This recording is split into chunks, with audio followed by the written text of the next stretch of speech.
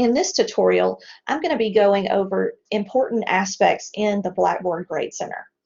So in the Blackboard Grade Center, anytime you create an assignment in the course, whether it's a regular assignment or it's a discussion or a journal or a test, Blackboard is going to automatically create a Grade Center column for that.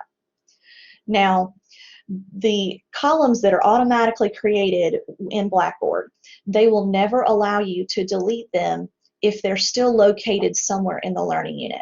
So for instance, if I wanted to delete this Chapter 2 review, I would actually have to go into my learning units and delete the review from the learning units before it would allow me to come back into the Grade Center and delete it.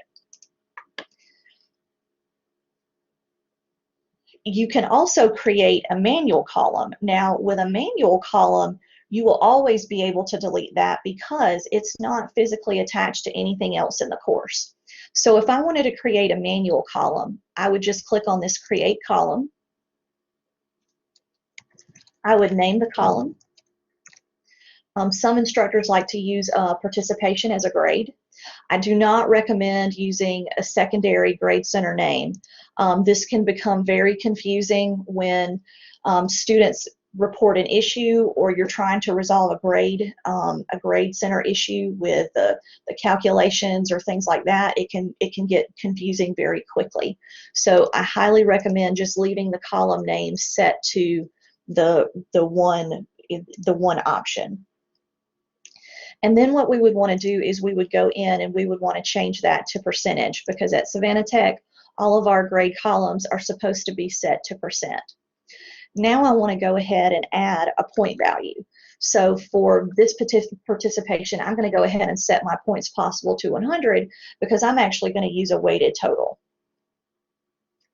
I highly recommend using a due date on manually created columns. Now for participation, that really wouldn't make much sense, but if you are an in-class instructor and you're going to be creating columns for tests that you're going to be giving in class, I highly recommend using due dates, because anything that has a due date will automatically show up on the calendar for students. And then what you'll want to do is you're going to want to make sure that it's included in the Grade Center calculations.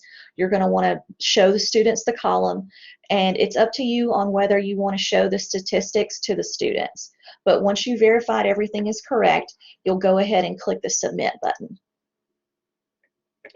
Now, to create a calculated column like a weighted total or a total, I would hover over Create Calculated Column, and then I could go in and I could select the type of column that I want to create. So for this example, I'm just going to click Average Column. And say, for instance, I have 2 assignments and I'm going to average them, and that's going to be the student's grade. So say they have 2 drafts and they submitted it, and instead of giving them the lowest, I want to average them together so that their grade isn't their grade isn't lowered so much because they've actually gone in and did a second draft. So I've got my average column.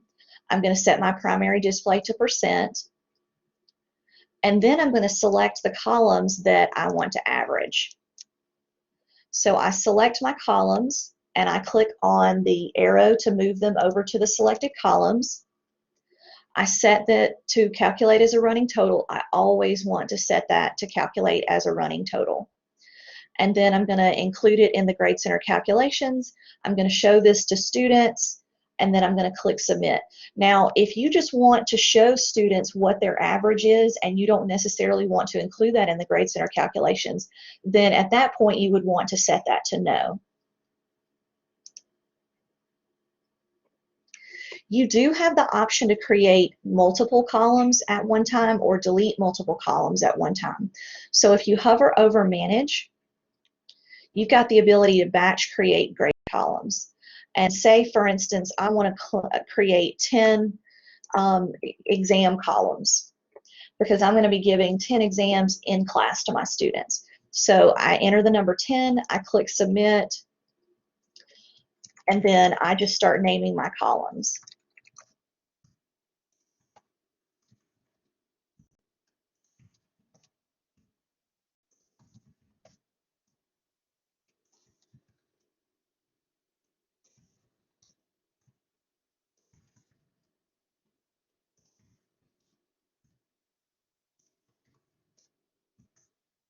And then on the primary display, I'm going to want to change that to percentage.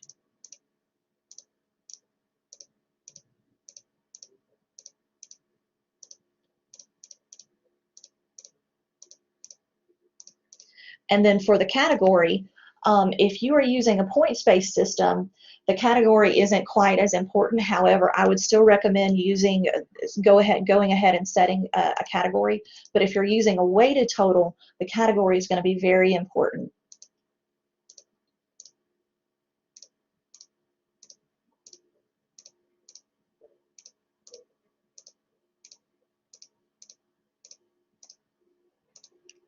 And then you'll go ahead and add your points possible.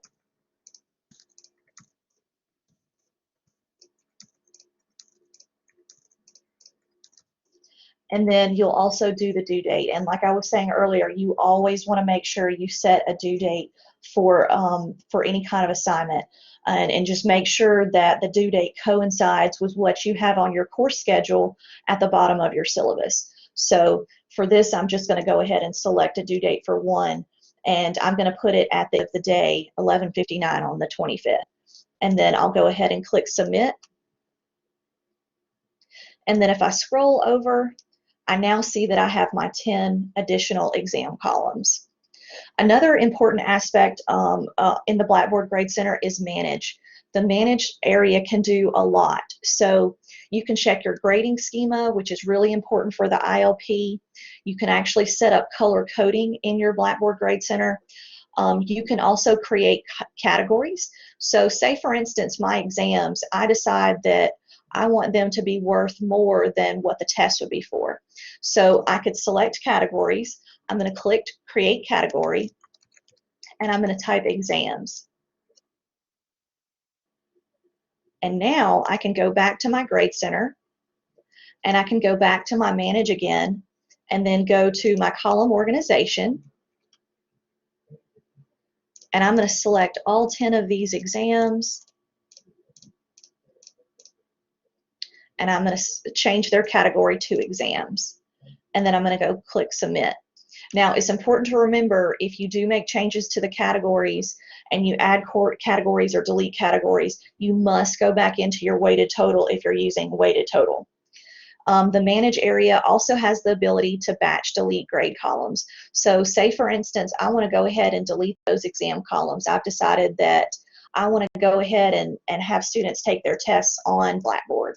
So I'm going to go ahead and I'm going to check the box next to my exam category, to my exam columns, and then I'm going to click submit, and I'm going to say, yes, I'm sure I want to delete those columns. And now that those columns are gone. Another really good area on the Grade Center is going to be the reports. So you can create a report that will break down